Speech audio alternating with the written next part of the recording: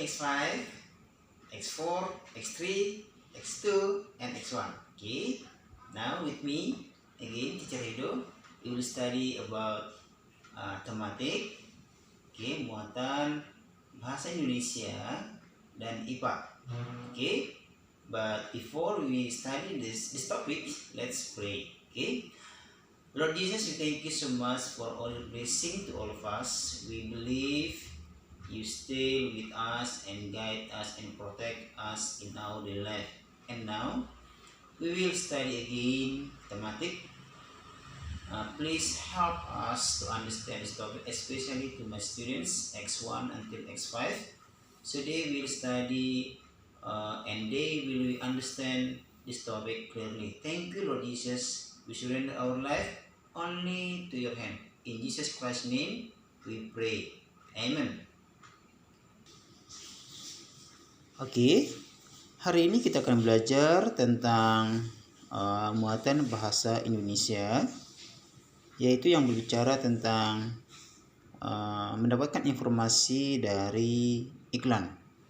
Ya, iklan ini merupakan salah satu cara untuk mendapatkan informasi dari isi atau dari iklan yang ada. Dan biasanya iklan ini terdiri dari dua bagian. Yang pertama bisa kita dapat dari media cetak. Nah, media cetak di sini contohnya adalah di sini saya tuliskan bisa koran, bisa majalah, bisa banner. Nah, koran ini biasanya terbitnya harian, ya. Dan majalah bisa terbitnya bulanan. Dan banner ini biasa kadang dipajang dia di pinggir-pinggir jalan. Oke. Terus yang berikutnya adalah iklan bisa kita peroleh atau kita bisa lihat dari media elektronik. Nah, media elektronik di sini bisa televisi, oke, bisa internet, bisa radio. Nah, di televisi biasanya disajikan dalam bentuk ada gambarnya, ada suara, ada video. Ya, demikian juga dengan di internet. Tetapi yang khusus untuk radio biasanya dia menonjolkan dari sisi suaranya saja, atau kadang dia diiringi oleh musik-musik tertentu. Oke, kita buka buku kita halaman 48. Nah, di situ ada tabel tentang kelebihan dan kekurangan dari iklan yang ada di media cetak dan yang ada di media elektronik. Ya. Kita bahas secara singkat. Untuk detailnya nanti kita anak-anak sekalian bisa baca yang ada di halaman 48 ya.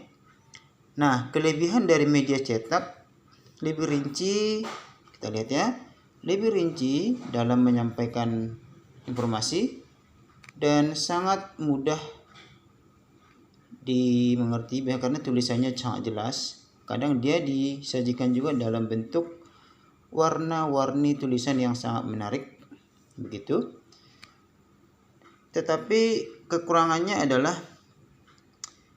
ya kita hanya sekali baca ya, di sini sekali baca karena kita sudah tahu isi dari iklan itu. Biar kita mau baca berikutnya pun kita tidak terlalu tidak menarik lagi karena isinya kita sudah pernah baca, kira-kira begitu ya.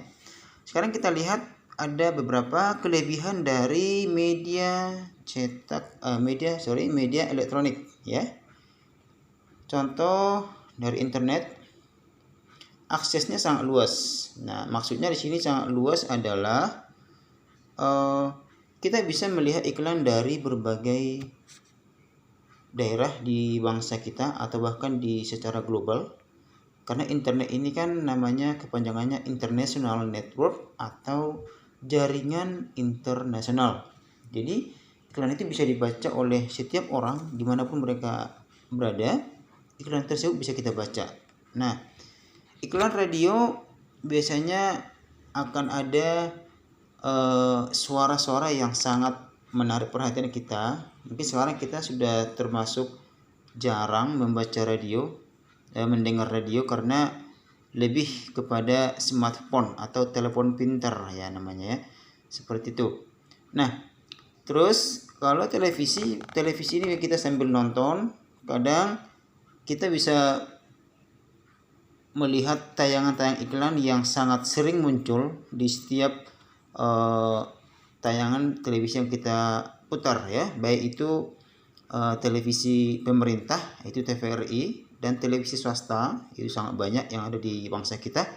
Contohnya Trans TV, Trans 7, RCTI, SCTV, Global TV dan segala macamnya itu termasuk stasiun televisi swasta ya. Dan kekurangannya di sini kalau dari internet, media elektronik internet ya, kalau tidak ada sambungan internet ya kita nggak bisa lihat, itu kekurangannya. Radio juga begitu. Jadi kalau tidak ada radio atau misalnya mereka tidak siaran, kita nggak tahu informasinya. Kalau tadi media cetak kita bisa pegang, kita bawa kemana-mana, tidak perlu internet, tidak perlu televisi atau radio, karena ada tertulis tercetak yang kita bisa pegang. Oke, selanjutnya kita akan belajar dari muatan IPA, yaitu tentang unsur dan senyawa. Oke, unsur itu adalah zat tunggal, artinya tidak dapat diuraikan lagi ke zat yang lain. Nah, di sini saya beri contoh, ada oksigen, aluminium, emas, besi, dan yang lain-lain. Nah, di dalam kurung ada saya buat itu contoh oksigen O2, aluminium Al, A huruf kapital, L huruf kecil, emas Au, aurum, besi Fe. Apa artinya itu? Itu adalah rumus kimia. Kalian nggak perlu bingung karena nanti akan kalian pelajari ini ketika kalian belajar kimia di SMP, SMA ya. Nah, jadi oksigen ini hanya terdiri dari zat oksigen, tidak ada yang lain. Jadi zat tunggal, tidak dapat diuraikan lagi. Oke, apa itu senyawa? Senyawa adalah zat tunggal atau yang terdiri dari dua atau lebih zat. Oke, melalui reaksi kimia ya. Jelasnya kimia nanti kita akan pelajari di SMP ya. Anak-anak sekalian, contohnya sih ada air. Air itu terdiri dari zat H, hidrogen, dan oksigennya. H tambah O atau kita sebut sering namanya H2O, itu adalah air, itu bahasa kimianya. Begitu juga karbon dioksida itu CO2, natrium klorida atau garam dapur ya, ini sama ya, garam dapur itu bahasa kimianya adalah ini NaCl, Na ditambah Cl. Oke ya, selanjutnya adalah senyawa ini ada namanya campuran yang bersifat homogen dan bersifat heterogen. Homogen itu berarti dua zat atau lebih dia tercampur secara merata, tidak bisa dipisahkan ya. Contoh air, wujud cair ya, air H2O, H tambah O, itu tidak bisa pisahkan, harus pakai reaksi kimia yang lain. Ada teh manis, air dan gula, kita nggak bisa pisahkan yang mana air, yang mana gula, tapi rasanya manis ada di dalam air begitu ya. Wujud padat bisa margarin, logam alloy. Nah, ini campurannya. Kalau margarin bisa dari protein lemak. Logam alloy itu besi dan aluminium ya. Contohnya di sini ada saya tulis adalah atap spandek. Atap spandek ini adalah atap yang dipakai rumah kebanyakan zaman sekarang. Jadi atap itu terdiri dari ada besinya di dalam, ada aluminiumnya. Jadi aluminiumnya itu adalah anti karatnya. Nah, besinya itu untuk kekuatannya begitu. Contoh dalam bentuk gas yaitu udara. Di udara itu terdiri dari banyak gas. Yang paling dominan adalah nitrogen dan oksigen yang paling besar. Terus ada lagi LPG yang kita pakai untuk masak ya. Ada di dalamnya itu ada gas propana, gas etana, dan gas yang lain. Nah, kalau campuran yang bersifat heterogen itu dua atau lebih zat tercampur tetapi tidak tercampur secara merata. Artinya kita masih bisa lihat perbedaannya. Contoh yang paling simpel adalah campuran pasir ditambah air tambah semen ya, atau disebut adonan semen kalau membangun suatu gedung. Oke. Heterogen ini larutannya akan mengendap kalau diendapkan, keruh dan tidak tembus pandang. Oke. Nah, itu beberapa contoh tadi yang saya sudah jelaskan bersifat homogen dan heterogen.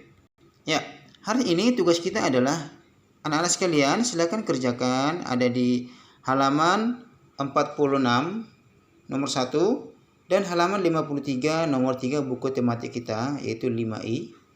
Saya berharap semuanya tetap sehat, patuhi orang tua, ikuti aturan yang ada, pakai masker kalau keluar, dan Tuhan memberkati kita semua. Sampai jumpa nanti di kelas kita masing-masing. Tuhan berkati. Haleluya.